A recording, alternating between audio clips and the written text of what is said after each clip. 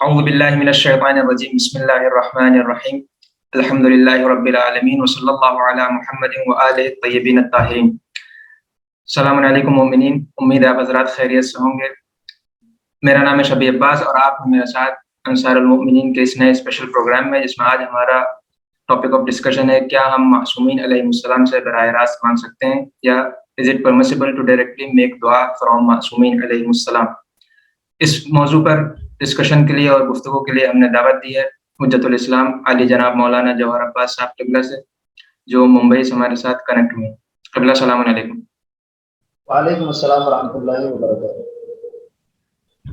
اپنے موضوع کو بغیر کسی فوتی وقت کے اسٹارٹ کرتے ہوئے قبلہ، ایک سوال جو ٹاپک پہ جانے سے پہلے ایک سوال جو ذہن میں آتا ہے کہ کیا وجہ ہے کہ وہ شبہات اور وہ اعتراضات جو دیگر فرق اور دیگر مذاہب کی طرف سے ہمارے مسلمات اور ہمارے عقائد پر کیے جاتے تھے، آج ہم انہی اعتراضات اور انہی شبہات کو اپنے ودن کمیونٹی اور اپنے برادران ایمانی کی طرف سے شاہد ہیں؟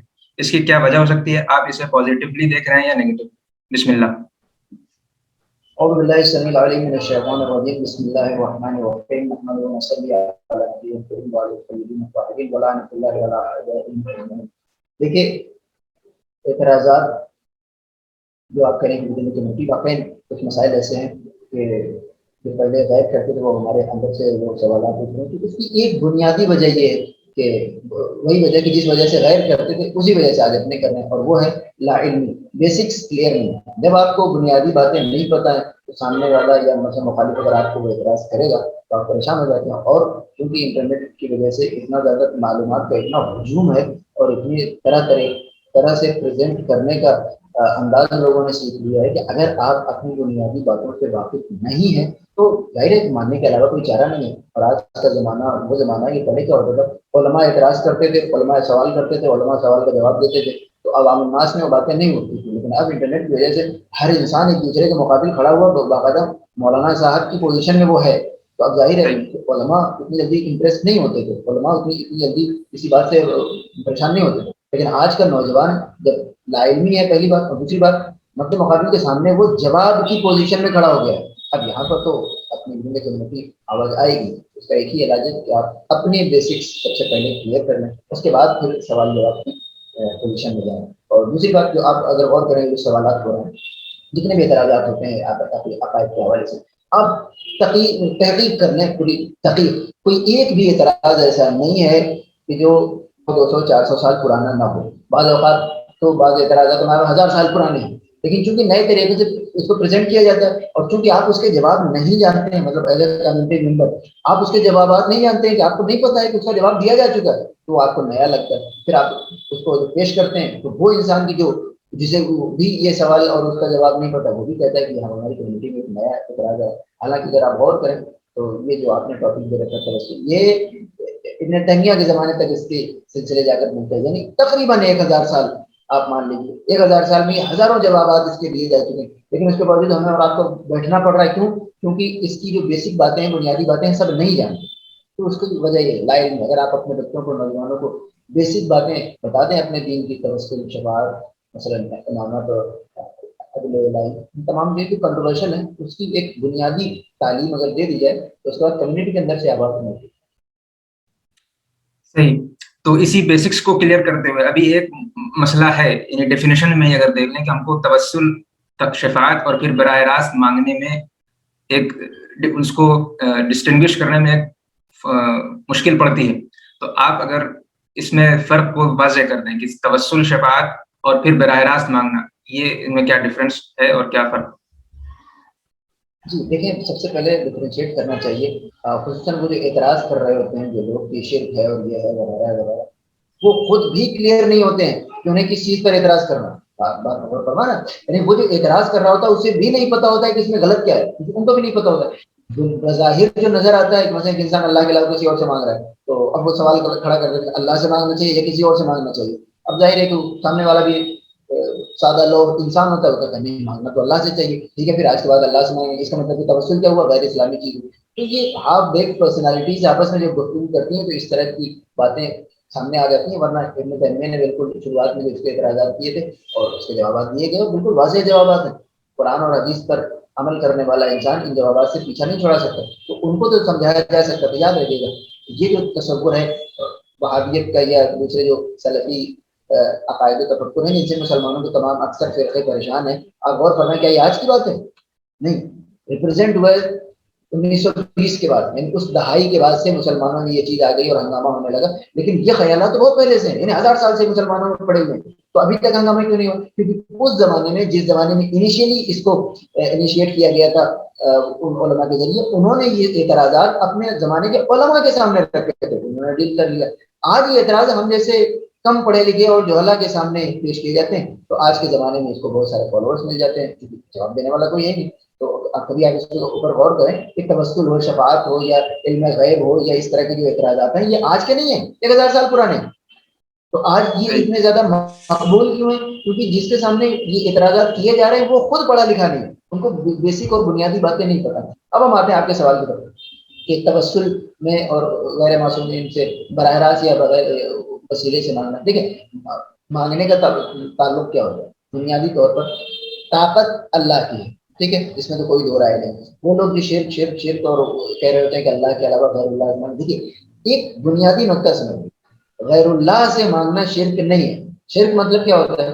لفظ سے ہی لگ رہا ہے, کسی کو اللہ کا شریک کار قرار دینا. یعنی جیسے اللہ یہ کام کر سکتا ہے ویسے ہی یہ کام یہ بھی اپنی ایک مستقل طاقت رکھتے ہیں. تو شرک غیر اللہ سے مانگنے کو نہیں کہتے, غیر اللہ کو اللہ سمجھ کر مانگنے کو شرک کرتے. شرک کا مطلب کہ آپ شریک کب بنائیں گے کسی کو؟ اللہ کا. جب آپ اس کو اللہ سمجھیں گے یا اللہ کے برابر اس کو پیرلل کوئی ایک طاقت مانیں گے. اب نہیں, اور فرمائیں کہ وہ معاف کریے گا, اگر عملی طور پر ہم یہی کر رہے ہوں, یعنی زبان سے کوئی نہیں کہتا, کوئی مسلمان زبان سے تو یہ نہیں اقرار کرے گا, تو خود ہی اپنے آپ کو سمجھ لگا کہ ہم دائرہ اسلام سے باہر ہیں. لیکن اگر عملی طور پر ہم وہی کر رہے ہیں جو ایک مشرک کرتا ہے, تو کیا اس میں بھی اب وہ جب تک کہ وہ زبان سے اقرار نہ کرتے وہ مشرک نہیں ہو جائے گا؟ نہیں فرق ہے. میں آپ کو بالکل واضح فرق بتاتا ہوں, کیونکہ ایک مسلمان کبھی شرک کر ہی نہیں سکتا انلیس کہ وہ اپنی زبان سے اقرار کر لے کہ میں اللہ کو نہیں مانتا نعوذ باللہ, اور میں رسول اللہ کو اللہ کے برابر مانتا ہوں. جب تک یہ جملہ وہ ادا نہیں کرے گا آپ نہیں ڈفرینشیٹ کر سکتے ہیں. سب سے پہلی بات, ایمان اور کفر ایک قلبی حالت کا نام ہے. کیا آپ قسم کھا سکتے ہیں کہ میں اس وقت مومن بیٹھا ہوں؟ آپ بس اتنا کہیں گے کہ ٹھیک ہے بھائی ہم نے کبھی بت پرستی کرتے ہوئے نہیں دیکھا تو مومن ہی ہوں گے, لیکن آپ قسم تو نہیں کھا سکتے نا, اور ہم تو نہیں اٹھا سکتے کہ میں اس وقت مومن. تو دل کے اندر کی حالت ہے. ایک انسان جس نے لا الہ الا اللہ کہہ رکھا ہے, محمد رسول اللہ کہہ رکھا ہے, یعنی اللہ کی وحدانیت اور اللہ کے ایک سپیریئر ہستی ہونے کا اقرار اس نے کر رکھا ہے. اب اس کے کسی عمل کو دیکھ کر جب تک آپ اس کے دل کی کیفیت کو نہ معلوم کر لیں, وہی جب تک وہ زبان سے اقرار نہ کر لیں, آپ صرف عمل کو دیکھ کر کیسے کہہ سکتے ہیں کہ یہ شرک کر رہا ہے؟ کیونکہ شرک تو دل کے اندر کی بات ہے. آپ یاد رکھیے گا ایمان کفر اور شرک کو ڈیفائن کر سکتے ہیں کہ یہ ایمان ہے, یہ کفر ہے, یہ شرک ہے, لیکن مومن کافر اور مشرک کو ڈیفائن نہیں کر سکتے کہ یہ مومن ہے, یہ مشرک ہے, یہ کافر, جب تک کہ وہ اپنی طرف سے وضاحت نہ دے دے کہ اگر کسی معصوم سے مانگ رہا ہے تو کیا کہہ کے مانگ رہا ہے اور فرما رہا ہے. اب ہمارے یہاں جو کفر اور شرک کے جو فیکٹریاں کھلی ہوئی ہیں اس میں انسان نہ صرف ایک ایمان اور کفر ڈیسائیڈ کر رہا ہوتا ہے, وہ مومن اور کافر بھی ڈیسائیڈ کر رہا ہوتا ہے خود ہی, اور خود ہی وہ کہتے ہیں کہ غیب اللہ کے علاوہ کوئی نہیں جانتا, لیکن ساری غیب کی باتیں وہ خود کر رہے ہوتے ہیں. یہ انسان ایسا عمل کر رہا ہے اس کا مطلب اس کے دل میں کفر ہے, یہ ایسا کر رہا ہے اس کا مطلب یہ دل میں شرک کر رہا ہے. آپ کو کیسے پتا؟ ایک مسلمان انسان بعض اوقات بڑا دلچسپ مسئلہ ہے, یہی بات پیش کی جاتی ہے کہ ایاک نعبد و ایاک نستعین پڑھنے کے بعد آپ کسی اور سے کیسے مانگ سکتے ہو, یہ تو شرک ہے. میں کہتا ہوں بالکل سیم یہی آرگومنٹ. ایک انسان آپ کہتے ہیں کہ رسول اللہ سے شفاعت کے طلبگار کیسے ہو سکتا ہے ایاک نعبد و ایاک نستعین پڑھنے کے بعد؟ میں کہتا ہوں کہ وہ انسان جو پیغمبر اسلام سے شفاعت کر رہا ہے, اگر وہ شرک کر رہا ہوتا تو اسی شفاعت کے بعد وہ پھر مغرب کی نماز میں جا کے ایاک نعبد و ایاک نستعین کیوں کہتا؟ اور فرما رہے ہیں اگر آپ کے نزدیک وہ اللہ کا شرک کر رہا ہے, آپ کہتے ہیں کہ صبح میں نماز فجر میں تم نے ایاک نعبد و ایاک نستعین کہا اور دوپہر میں تم کھڑے ہوئے رسول اللہ سے مانگ رہے ہو, امام حسین اسلام سے مانگ رہے ہو, مسلم علیہ کائنات سے مانگ رہے ہو, تو میں کہتا ہوں اگر یہ شرک ہے تو پھر وہ ظہرین اور مغربین کی نماز میں کیوں ایاک نعبد و ایاک نستعین کہتا؟ اس کا مطلب کہ اس کے دل میں شرک نہیں ہے. عملی طور پہ وہ ممکن ہے, آپ کو لگ رہا ہے کہ وہ اللہ کے علاوہ کسی اور کو بھی اللہ کا شریک قرار ہے, تو اس سے پوچھ تو لیں کہ وہ کیا کر رہا ہے. اب اگر اس کے دل میں شرک نہیں ہے, عمل اس کا زیادہ ڈسٹرب ہے, تو آپ اسے جہالت کہہ سکتے ہیں, شرک تو نہیں کہہ سکتے. جو چیز دل کے اندر سے تعلق رکھتی ہے اس کو آپ ایکسپلین کیسے کر سکتے ہیں؟ اپنے بارے میں آپ کو فیصلہ کر سکتے ہیں, کسی اور بارے میں آپ کیسے فیصلہ کر سکتے ہیں انلیس وہ خود کہہ دے کہ میں رسول اللہ سے مانگ رہا ہوں تو ان کو اللہ کے مقابلے میں ایک پیرالل طاقت سمجھتا ہوں. جب تک وہ یہ نہ کہہ دے آپ کیسے فیصلہ کر سکتے ہیں؟ صحیح. تو پھر وہی سوال کہ بلا واسطہ مانگنے اور براہ راست مانگنے اور توسل میں کیا فرق ہے؟ جی، بلا واسطہ مانگنا یا پھر وہی بات ہے میں نے عرض کیا کہ ایک مسلمان وہ جو ٹیکنیکل شرک ہے وہ کر ہی نہیں سکتا، اور اگر وہ کر دے تو پھر مسئلہ ختم ہو جائے گا. جب تک کہ وہ اپنی جس نے لا الہ الا اللہ کہہ رکھا ہے، جس نے ایاک نعبد و ایاک نستعین پڑھ رکھا ہے آپ کی نگاہوں سے، اب اگر وہ کچھ بھی عمل انجام دے، جب تک وہ اپنے لا الہ الا اللہ اور ایاک نعبد و ایاک نستعین کا انکار نہیں کرے گا، اس کے عمل کو زیادہ زیادہ جہالت کہیں گے، آپ سادہ لوہی کہیں گے، عدم علم کہیں گے، لیکن اس کے دل کے اندر کی کیفیت کا آپ اقرار یا آپ اس کا بیان نہیں کر سکتے کہ اس کے دل میں کیا چل رہا ہے، وہ تو وہی بتائے گا. اور آئیے براہ راست مانگنے میں، براہ راست مانگنے کا کیا مطلب؟ مانگ ہی نہیں سکتا کوئی. مثلا کہے گا کہ یا رسول اللہ آپ مجھے دے دیجیے، چاہے اللہ نہ چاہ رہا ہو تب بھی آپ مجھے دے دیجیے. نہیں، خداوند عالم نے سب سے بڑی بات ہے قرآن مجید میں خداوند عالم نے سب سے پہلے کیا کہا؟ سورہ مائدہ خداوند عالم ارشاد فرماتے ہیں یا ایھا الذین آمنوا اتقوا اللہ وابتغوا الیہ الوسیلہ، وسیلہ تلاش کرو. اس میں ایک دنیا بھر کی ایک مفصل بحث ہے. وسیلہ یعنی جو چیز اللہ سے تمہیں قریب کر دے، ٹھیک ہے. وابتغوا یعنی کوئی چیز، چاہے وہ نماز ہو، روزہ ہو، حج ہو، زکات ہو، کوئی ایک مومن کی زیارت ہو، کچھ بھی ہو سکتا ہے، ہر وہ چیز جو آپ کو اللہ سے قریب کر دے. اب اگر ایک انسان، آپ وہ کہہ رہے تھے ڈائریکٹ مانگنا، ڈائریکٹ ہی مانگے گا اور کیا. اگر امام حسین اسلام کے دربار میں کوئی جا رہا ہے تو امام حسین اسلام سے اگر آپ کے ڈائریکٹ مانگنے کا مطلب یہ ہے کہ آپ اللہ کے علاوہ ایک طاقت ہے تو کوئی سوال ہی نہیں ہے، وہ تو فوراً انسان مشرک ہو جائے گا اور ویسا کوئی کرتا بھی نہیں. ٹھیک ہے. اب عملی طور پر انسان میں یا امام حسین مجھے فلاں چیز دے دیجیے، یا رسول اللہ میری شفاعت کر دیجیے، یا مولا کائنات آپ بارش کروا دیجیے. ٹھیک ہے. اب بتائیے کہ کیا یہی سارے کام غیر اللہ نہیں کر رہے ہیں؟ بارش فرشتے نہیں کروا رہے ہیں، انسانوں کی مدد فرشتے نہیں کر رہے ہیں. خداوند عالم سے جب آپ دعا کرتے ہیں ڈائریکٹ آپ براہ راست اللہ سے مانگتے ہیں، تب بھی بیچ میں وسیلہ رہتا ہے. خود پیغمبر اسلام یا نبیوں کی جو بھی مدد اللہ نے کی ہے اس میں اللہ شامل ہے. تو اب فرشتے شامل ہیں، کوئی اور جس کے ذریعے اس نے اپنا کام لیا ہے. ہم اگر پیغمبر اسلام کی بارگاہ میں جا کر کہتے ہیں، بولو یہ کہ ابھی ہم اس کے اوپر آئیں گے کہ طریقہ کیا ہونا چاہیے، بولو یہ کہ وہ براہ راست وغیرہ یا رسول اللہ بارش کروا دیجیے، اس سے زیادہ تو نہیں ہوتی، یا رسول اللہ بارش کروا دیجیے. اب اس میں اگر وہ یہ کہتا ہے کہ وہ طاقت جو اللہ نے آپ کو دے رکھی ہے اس کے ذریعے بارش کروا دیجیے، تو صرف آپ لفظوں پہ کیوں گھوم پھر رہے ہیں؟ دنیا میں آپ کہتے ہیں ڈاکٹر صاحب اگر آپ نہ ہوتے تو میرا بچہ مر جاتا ہے، کیا یہ شرک ہے؟ جی ہاں، اگر آپ غور کریں گے یہ شرک ہے. لیکن آپ نیت کے اوپر فیصلہ کرتے ہیں کہ اس کا مطلب شرک نہیں ہے.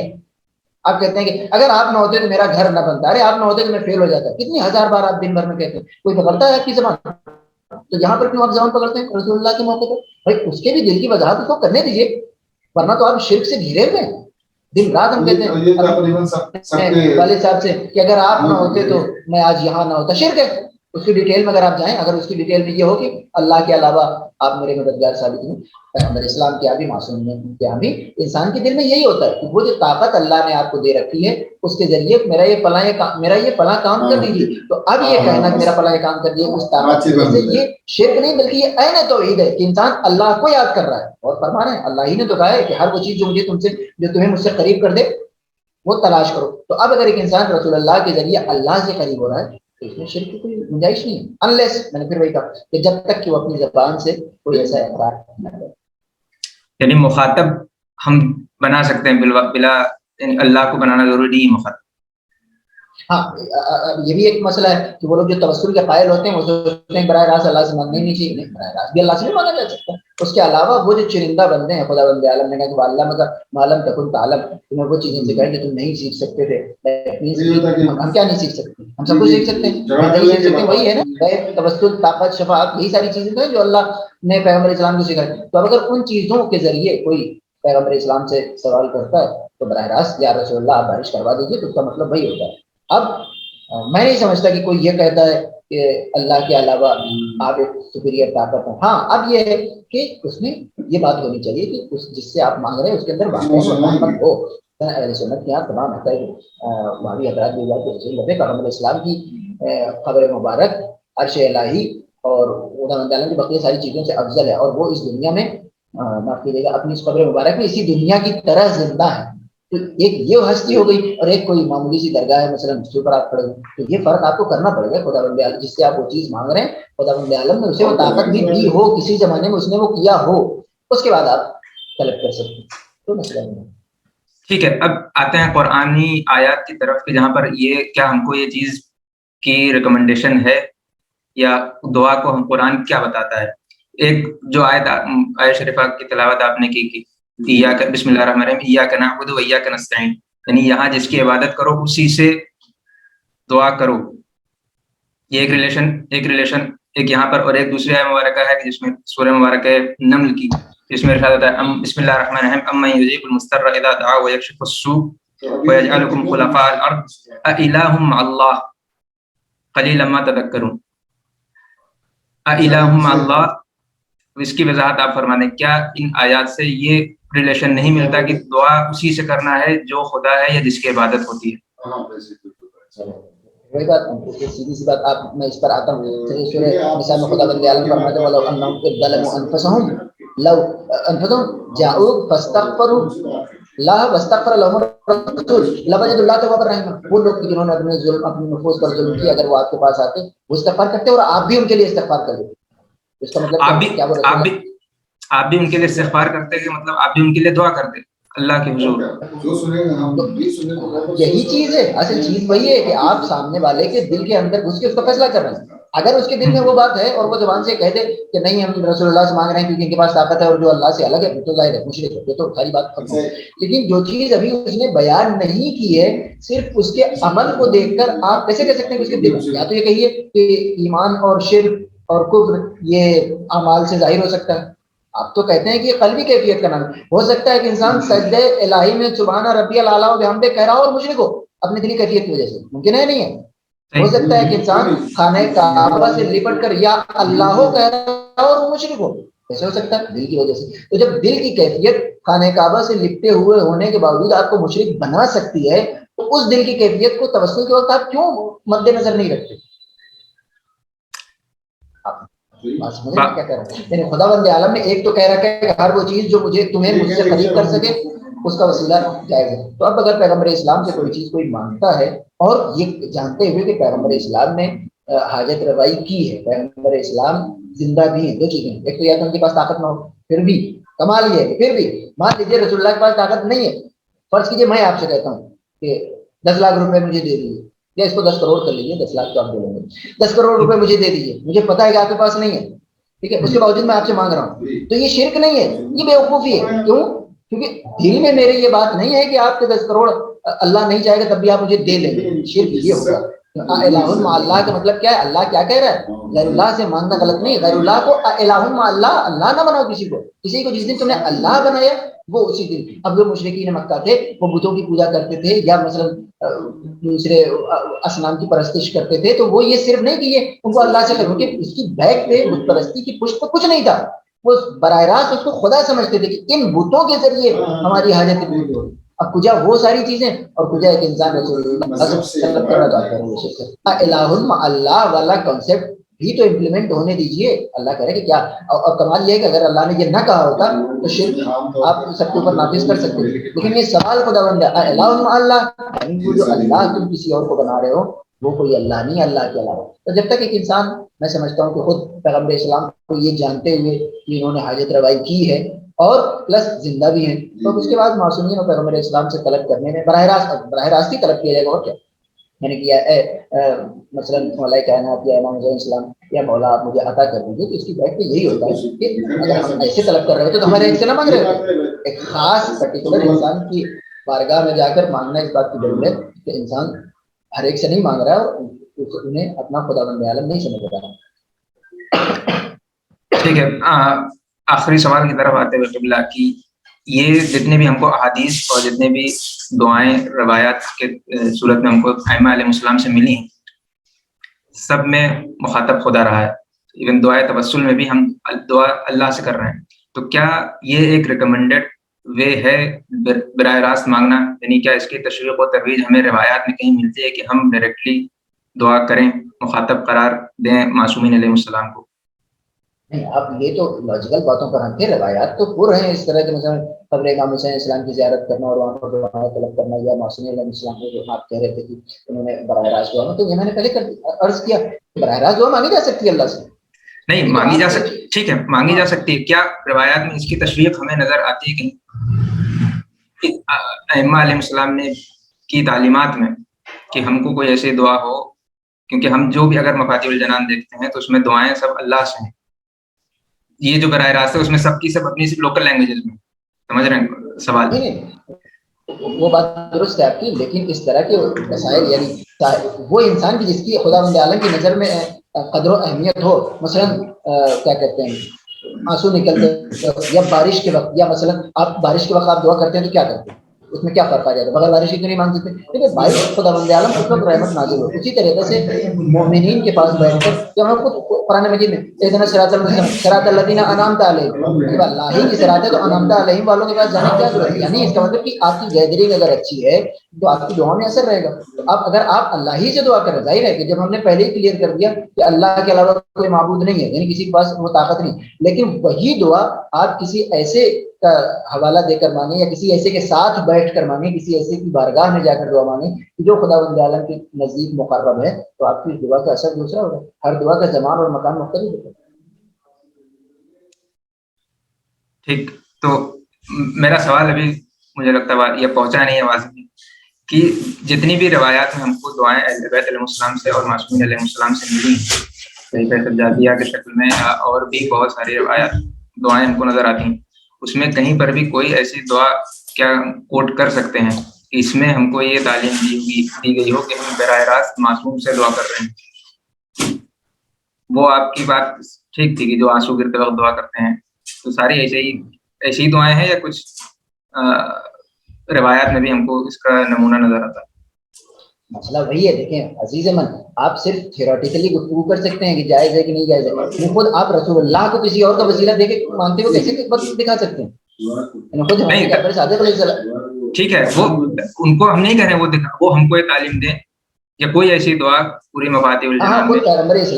پیغمبر اسلام نے، اور اس کے لیے کسی سرچ کرنے کی ضرورت نہیں ہے، آپ کو تمام مساجد میں پیغمبر اسلام نے اپنی قبر کی زیارت کی طرف لوگوں کو بلایا ہے، اور خود معصومین نے زیارت کربلا میں جا کر دعا مانگنے کے لیے کہا ہے. تو اور کیا اس کے علاوہ کیا جواز ہو سکتا ہے؟ بے شمار ہے. سب سے زیادہ اصل مسئلہ تو کیا کہتے ہیں عقلی دلیلوں کا ہے، ورنہ نقلی دلیلوں میں ہمارے پاس بے شمار ہے. معصومین نے خود مثلا یا کیا کہتے ہیں امام زمان علیہ السلام شہدائے کربلا کو جو کیا کہتے ہیں سلام بھیجتے ہیں، اس میں ایک جملہ چوتھے امام کی حدیث ہے، ان لعم عباس منزلۃ فی یوم القیامہ جنت و بہا جميع الشہداء والصدیقین، کہ ایک منزلت جناب عباس کی ایسی ہوگی جس کو بقیہ شہدائے کربلا چاہیں گے کہ یہ منزلت مجھے مل جائے. تو خدا بند عالم کی بارگاہ میں ایسے بزرگ بندوں کا وسیلہ روایات میں بے شمار. ہاں البتہ کوئی دعا ایسی نہیں ہے، اور بنائے جو آپ کا پورا میٹر سوال ہے یہ کہ کوئی دعا ایسی نہیں ہے کہ کسی امام کا نام لیا ہو کہ آپ کے ذریعے ہم کو شفاعت نہیں. معصومین کے بعد اب مسئلہ ہمارا پھنستا ہے نا کہ ہم کو کسی مقرب الہی کی بارگاہ میں جانا پڑے گا، تو اس کے بعد وہ مثلا دعا توسل خود سب سے بڑی دعا ہے آپ کے پاس، ایک امام کا نام لیا. بہت شکریہ. بہت شکریہ. سلامت رہیں آپ لوگ. بہت شکریہ ناظرین. امید ہے کہ آپ کو ہمارا پروگرام پسند آیا ہوگا. انشاءاللہ اگلے ہفتے ایک نئے موضوع کے ساتھ ہم حاضر ہوں گے. تب تک کے لیے اجازت دیجیے. خدا حافظ.